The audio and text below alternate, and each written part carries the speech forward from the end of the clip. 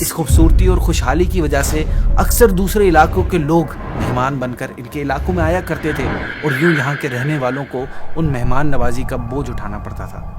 جب یہ معاملہ چلتا رہا اور کافی ٹائم گزر گیا تو یہاں کے لوگ مہمانوں کے آنے سے بہت زیادہ تنگ ہو گئے، لیکن انہیں روکنے اور بھگانے کا کوئی راستہ انہیں سمجھ نہیں آ رہا تھا۔ ناظرین، اب تک میں نے جتنے بھی تاریخی دشمنوں کے بارے میں آپ کو بتایا وہ سارے مرد تھے۔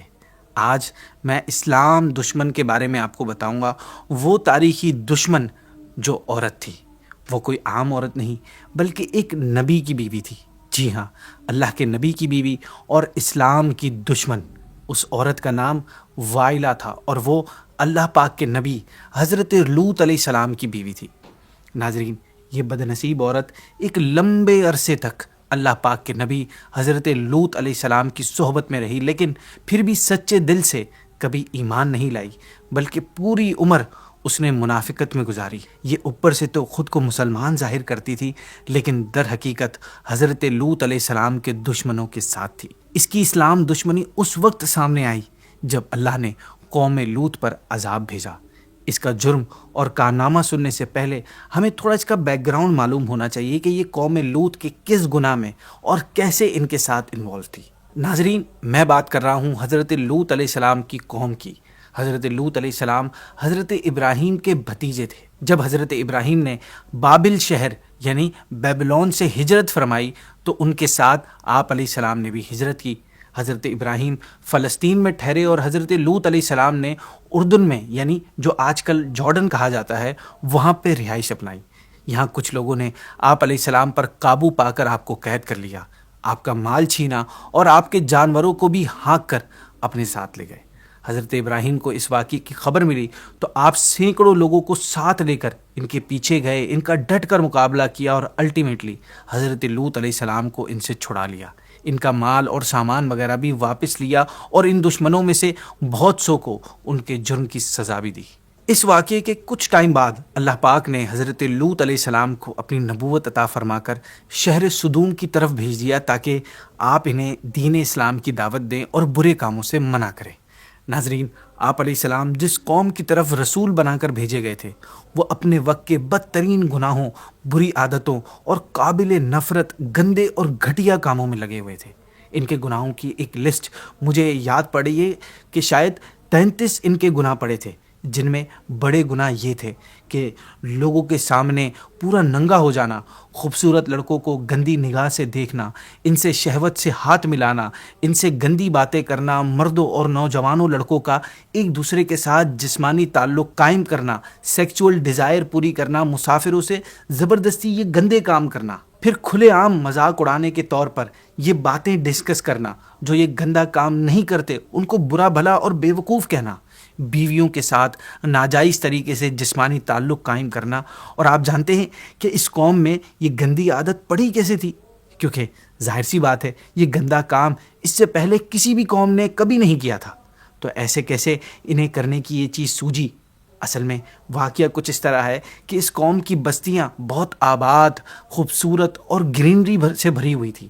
وہاں طرح طرح کے اناج اور پھل میوہ جات کثرت سے پیدا ہوتے تھے۔ اس خوبصورتی اور خوشحالی کی وجہ سے اکثر دوسرے علاقوں کے لوگ مہمان بن کر ان کے علاقوں میں آیا کرتے تھے اور یوں یہاں کے رہنے والوں کو ان مہمان نوازی کا بوجھ اٹھانا پڑتا تھا۔ جب یہ معاملہ چلتا رہا اور کافی ٹائم گزر گیا تو یہاں کے لوگ مہمانوں کے آنے سے بہت زیادہ تنگ ہو گئے، لیکن انہیں روکنے اور بھگانے کا کوئی راستہ انہیں سمجھ نہیں آ رہا تھا۔ تو ایسے میں ابلیس یعنی شیطان ان کے پاس آیا ایک بوڑھے کی صورت میں اور ان لوگوں سے کہا کہ اگر تم لوگ مہمانوں کے آنے سے جان چھڑانا چاہتے ہو تو یوں کرو کہ جب بھی کوئی مہمان تمہاری بستی میں آئے تو زبردستی اس کے ساتھ یہ بدکاری کرو، اس کے ساتھ زبردستی برا کام کرو۔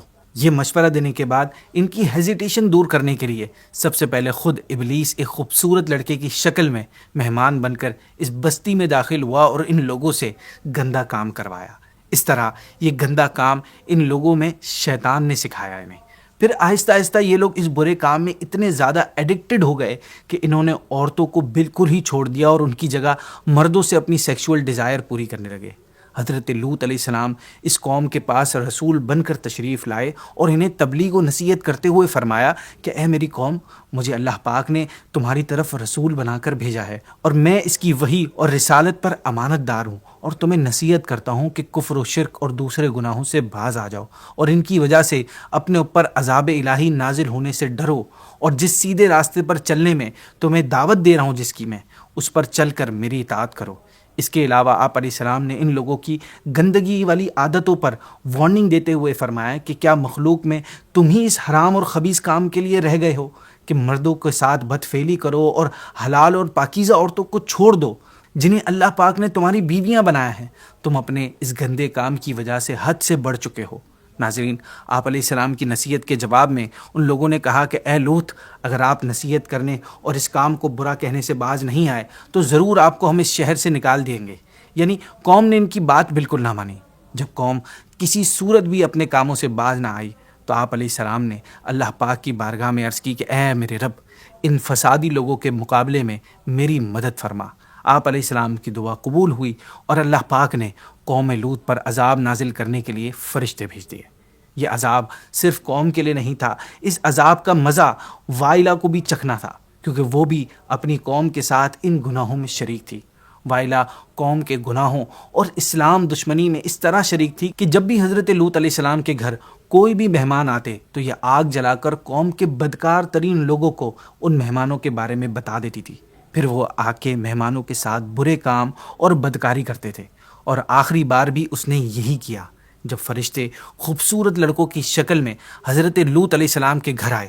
جب آپ علیہ السلام نے ان کی خوبصورتی دیکھی تو قوم کی حرکتوں کی وجہ سے جو وہ خوبصورت نوجوانوں کے ساتھ کیا کرتے تھے، یہ سوچ کر آپ غمزدہ ہو گئے اور ڈر گئے۔ کتابوں میں آتا ہے کہ فرشتوں کو اللہ پاک کی طرف سے حکم یہ تھا کہ وہ قوم لوط کو اس وقت تک ہلاک نہ کریں جب تک حضرت لوط خود اس قوم کے گناہ پر 4 مرتبہ گواہی نہ دے دیں۔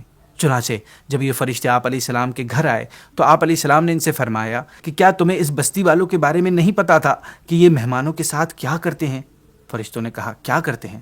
پھر آپ علیہ السلام نے فرمایا میں گواہی دیتا ہوں کہ عمل کے اعتبار سے روئے زمین پر یہ بدترین بستی ہے، اور یہ بات آپ نے 4 مرتبہ فرمائی۔ چنانچہ جب مہمان آپ علیہ السلام کے مکان پر پہنچے تھے اس وقت آپ علیہ السلام کے گھر والوں کے علاوہ کسی کو ان کے آنے کی کوئی خبر نہیں تھی۔ لیکن پھر وہی ہوا جو ہمیشہ ہوتا تھا، اللہ کی دشمن وائلہ گھر سے باہر نکلی اور اپنے قوم کے پاس جا کر جاسوسی کی اور قوم کے لوگوں تک خبر پہنچا دی کہ آج حضرت لوط علیہ السلام کے یہاں ایسے مہمان آئے ہیں کہ ان جیسے خوبصورت اور حسین نوجوان میں نے آج تک نہیں دیکھے۔ قوم نے جب خوبصورت نوجوانوں کے آنے کی خبر سنی تو وہ اپنے گندے اور ناپاک ارادے کے ساتھ خوشی خوشی دوڑتے ہوئے آئے۔ حضرت لوط علیہ السلام نے ان سے فرمایا کہ یہ میرے مہمان ہیں اور مہمان کی عزت اور لحاظ کرنا لازم ہوتا ہے۔ تم اپنی گندی نیت سے مجھے شرمندہ نہ کرو، کیونکہ مہمان کی بے عزتی میزبان کے لیے شرمندگی ہوتی ہے۔ قوم نے جواب دیا اے لوط، کیا ہم آپ کو پہلے ہی نہیں منع کر چکے تھے کہ دوسروں کے معاملے میں دخل مت دینا؟ پھر کیوں آپ ہمارے ان مہمانوں کے بیچ میں آ رہے ہیں؟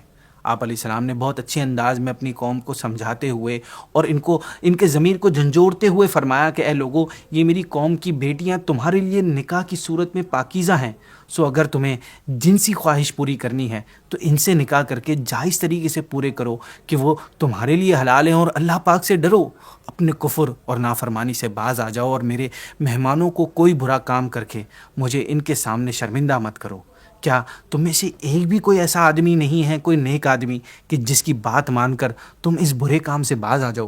ناظرین، حضرت لوط علیہ السلام اپنے گھر کا دروازہ بن کر اندر سے یہ بات چیت کر رہے تھے، سو قوم نے یہ ارادہ کر لیا کہ دیوار توڑ کر اندر داخل ہو جائے اور مہمانوں کے ساتھ گناہ کرے۔ فرشتوں نے جب حضرت لوط علیہ السلام کی بے چینی اور پریشانی دیکھی تو عرض کی اے لوط علیہ السلام، آپ ڈرے نہیں اور غمزدہ بھی نہ ہوں، ہم آپ کے رب کے بھیجے ہوئے فرشتے ہیں اور وہ عذاب لے کر آئے ہیں جن میں یہ لوگ شک کرتے ہیں۔ ان کے بتانے سے پہلے آپ علیہ السلام نہیں جانتے تھے کہ وہ نوجوان کون ہیں اور کس ارادے سے آئے ہیں۔ خیر، فرشتوں نے آپ سے یہ بھی کہا کہ آپ اپنے گھر والوں کو راتوں رات یہاں سے لے کر چلے جائیں اور ان میں سے کوئی بھی پیٹ پھیر کر نہ دیکھے۔ لیکن فرشتوں نے ساتھ میں آپ علیہ السلام کو وائلہ کے بارے میں بھی بتا دیا کہ آپ کی بیوی پیٹ پھیر کر دیکھ لے گی، کیونکہ اسے بھی وہی عذاب پہنچنا ہے جو ان کافروں کو پہنچے گا۔ اب وائلا کا انجام قریب تھا۔ آپ علیہ السلام نے فرشتوں سے عذاب کے بارے میں پوچھا کہ یہ عذاب کب ہوگا؟ فرشتوں نے عرض کی ان پر عذاب وقت صبح کا ہے۔ آپ نے فرمایا میں تو اس سے بھی جلدی چاہتا ہوں۔ فرشتوں نے عرض کی کہ صبح کا وقت قریب ہی ہے، آپ اسے دور نہ سمجھیں۔ اب آپ دروازہ کھول کر ہمیں اور انہیں چھوڑ دیں، یہ لوگ آپ تک ہرگز نہ پہنچ سکیں گے اور نہ ہی آپ کو کوئی نقصان پہنچا سکیں گے۔ فرشتوں کے کہنے پر آپ علیہ السلام نے دروازہ کھول دیا تو وہ لوگ گھر میں گھس آئے۔ حضرت جبریل نے اللہ پاک کے حکم سے اپنا بازو ان کے چہروں پر مارا تو وہ سب کے سب اندھے ہو گئے اور گھر سے نکل کر بھاگے، لیکن انہیں راستہ نظر نہیں آ رہا تھا تو وہ کہتے ہوئے بھاگ رہے تھے کہ ہائے ہائے، لوط کے گھر میں بڑے جادوگر ہیں، لوط کے گھر میں بڑے جادوگر ہیں، انہوں نے ہم پر جادو کر دیا ہے، اب ہم انہیں نہیں چھوڑیں گے۔ رات کا کچھ حصہ گزرنے کے بعد آپ علیہ السلام اپنی بیٹیوں اور دوسرے ایمان لانے والوں کو ساتھ لے کر بستی سے نکل گئے۔ اس کے بعد قوم پر عذاب اس طرح آیا کہ حضرت جبریل نے قوم لوط کے شہر جس زمین کے حصے میں تھی اس کے نیچے اپنا ہاتھ یعنی بازو مبارک ڈالا اور ان 5 شہروں کو، جن میں سب سے بڑا شہر سدوم تھا اور اس میں 4 لاکھ آدمی رہتے تھے، اس ساری بستی کو اپنے بازو سے بہت اونچا اٹھایا، پھر اسے بلندی سے ان کو الٹا کر کے نیچے کی طرف پلٹ دیا۔ اسی دوران حضرت جبریل نے ایک زوردار چیخ بھی ماری اور جو لوگ اس وقت بستی میں موجود نہیں تھے، وہ کہیں سفر پر وغیرہ پر تھے، وہ انہیں لگاتار پتھر برسا کر ہلاک کر دیا گیا۔ کچھ تفسیروں میں یہ بھی آیا ہے کہ بستیاں الٹنے کے بعد بھی ان پر لگاتار پتھر برسائے گئے۔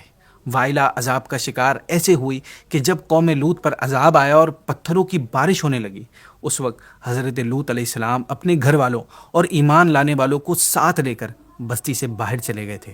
اس وقت آپ کی یہ بیوی وائلا بھی آپ کے ساتھ ہی تھی۔ آپ علیہ السلام نے ان تمام لوگوں کو فرما دیا تھا کہ کوئی بھی شخص پیچھے مڑ کر بستی کی طرف نہیں دیکھے، ورنہ وہ بھی عذاب کا شکار ہو جائے گا۔ تو آپ کے ساتھ جتنے بھی لوگ تھے ان میں سے سب نے آپ کی بات مانی، کیونکہ وہ سب آپ کو نبی مانتے تھے اور آپ پر ایمان رکھتے تھے، سو کسی نے بھی پیچھے مڑ کر بستی کی طرف نہیں دیکھا اور سب عذاب سے بچے رہے۔ لیکن وائلا چونکہ منافق تھی، دل میں آپ کو نبی نہیں مانتی تھی، اس نے آپ کی بات پر یقین نہیں کیا اور آپ کی بات نہیں مانی، نافرمانی کر کے بستی کی طرف دیکھ لیا، اور پلس شہر کو الٹتے ہوئے دیکھ کر افسوس سے چلانے لگی کہ ہائے میری قوم، ہائے میری قوم۔ بس یہاں اس کی زبان سے یہ الفاظ نکلے اور وہاں اچانک اللہ کا عذاب اس پر نازل ہوا، اور دیکھتے ہی دیکھتے کہیں سے ایک پتھر زوردار طریقے سے اس پر آگے آ کے پڑا، جس کی مار یہ برداشت نہ کر سکی اور اسی وقت پتھر لگتے ہی اپنے انجام کو پہنچ گئی۔ کتابوں میں ایک بات یہ بھی ملتی ہے کہ بستی سے نکلتے وقت ہی حضرت لوط علیہ السلام نے اسے بھی وہیں چھوڑ دیا تھا، اور جب قوم پر عذاب نازل ہوا تو یہ بھی انہی کے ساتھ اپنے انجام کو پہنچی۔ ناظرین، کیسی بد نصیب یہ عورت تھی کہ ایک نبی کی صحبت میں رہ کر بھی ایمان کی دولت سے محروم رہی، بلکہ صرف یہی نہیں، اپنے نبی کے دشمنوں کا ساتھ دیتی رہی۔